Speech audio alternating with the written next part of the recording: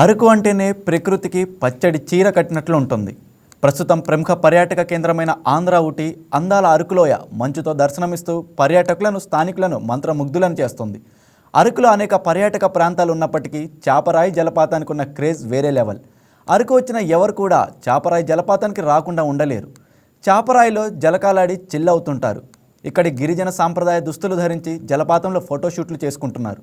ముఖ్యంగా ఈ సీజన్లో పర్యాటకుల తాకిడి ఎక్కువగా ఉంటుంది. చాపరాయి జలపాతం వద్ద పర్యాటకుల సందడిపై మరింత సమాచారం మా స్పెషల్ కరెస్పాండెంట్ సూర్యారావు లైవ్లో అందిస్తారు. Right, good morning Suryarao. ఇక్కడ జలపాతానికి సంబంధించి పర్యాటకులు ఎక్కువగా వస్తుంటారని చెప్తుంటారు కదా, అక్కడ ఇప్పుడు ప్రస్తుతం ఎలా ఉంది? అక్కడ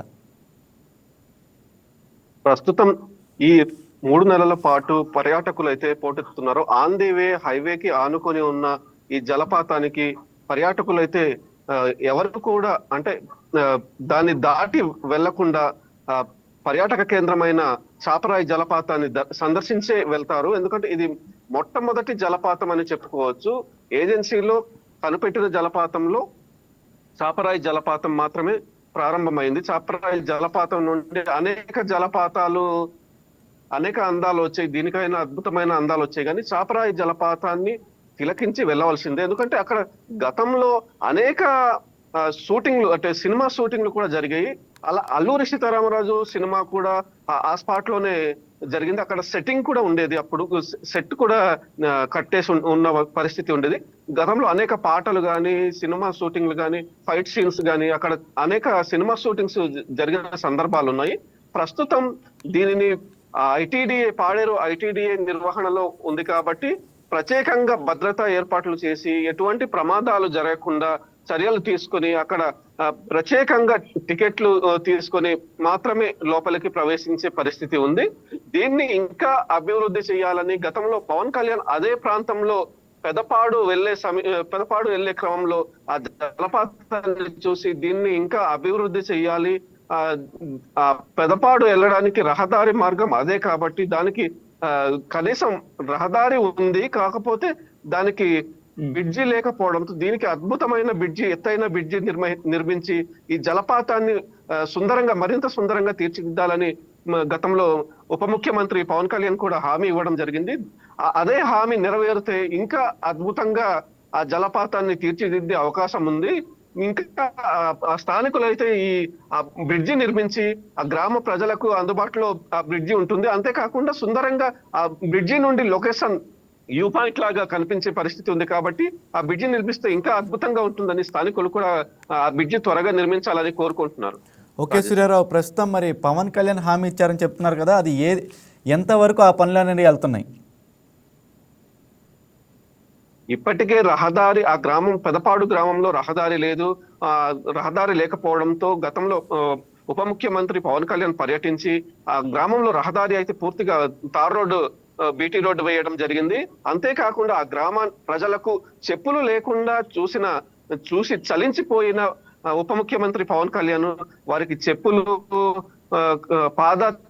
పాదానికి వాళ్ళ పాదాలను చూసి చలించిపోయిన పవన్ కళ్యాణ్ చెప్పులను కూడా పంపించారు. అలాగే మామిడి పళ్ళు పంపించారు. ఆ గ్రామానికి, అది పీవీటీజీ గ్రామాలు, దానికి ఆ గ్రామ ప్రజలను చూసి చలించిపోయారు. అలాగే వారికి కావలసిన దుస్తువులను కూడా పంపించిన పరిస్థితి ఉంది. అంతేకాకుండా ఆ గ్రామానికి పూర్తిగా పవన్ కళ్యాణ్ గారు వచ్చి వెళ్ళిపోయే క్రమంలోనే ఆ గ్రామానికి రహదారి నిర్మాణ పనులు వేగవంతం చేశారు. ఇది కూడా వేగంగా జరుగుతుందని, నిధులు కేటాయింపులో కొద్ది జాప్యం జరుగుతుంది, దానికి అంచనాలు వేయవలసి ఉంది కాబట్టి ఇంకా జాప్యం జరుగుతుంది. కాబట్టి అది కూడా పవన్ కళ్యాణ్ గారు మాట ఇస్తే మాట తప్పరని అరకు నియోజకవర్గ ప్రజలైతే కోరుతున్నారు. మాట ఇచ్చారు కాబట్టి కంపల్సరిగా బ్రిడ్జి నిర్మిస్తారని పవన్ కళ్యాణ్ గారి మీద ఆశతో ఉన్నారు. కాబట్టి ఆ బ్రిడ్జి నిర్మిస్తారని ఆశిస్తున్నారు. ఓకే సూర్యారావు, ఇక్కడ మనం విజువల్స్ చూస్తే చాలా మంది కూడా ఇది గిరిజనుల సాంప్రదాయ దుస్తులు ధరించి మరి ఫోటోషూట్లు చేస్తున్నారు. అయితే ఇప్పుడు అక్కడికి వచ్చే పర్యాటకులు ఇంకా మాకు ఎలాంటి సౌకర్యాలు కావాలని అడుగుతున్నారు?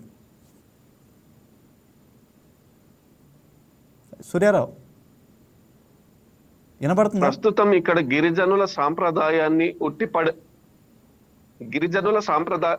వినపడుతుంది. గిరిజనుల సాంప్రదాయాలను ఉట్టిపడేలా గిరిజన సాంప్రదాయ దుస్తులను ధరించి పర్యాటకులైతే వారి ఒక ఫోటోషూట్లను నిర్వహించుకునే పరిస్థితి ఉంది. ఇంకా వారికి కావలసిన సదుపాయాలు, మౌలిక సదుపాయాలు ఏర్పాటు చేయవలసి ఉంది. అక్కడ కావాల్సిన హోటల్స్ కానీ లేకపోతే కాటేజీలు కానీ నిర్మించవలసి ఉంది. దీని మీద కూడా పర్యాటక శాఖ కసరత్తు చేస్తుంది.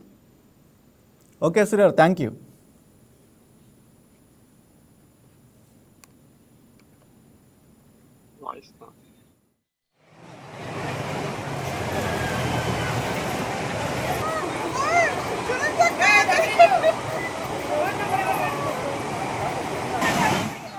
హాయ్ వ్యూయర్స్, ఈ వీడియో మీకు నచ్చినట్లయితే లైక్ కొట్టి షేర్ చేసి వైకే టీవీని సబ్స్క్రైబ్ చేసుకోండి.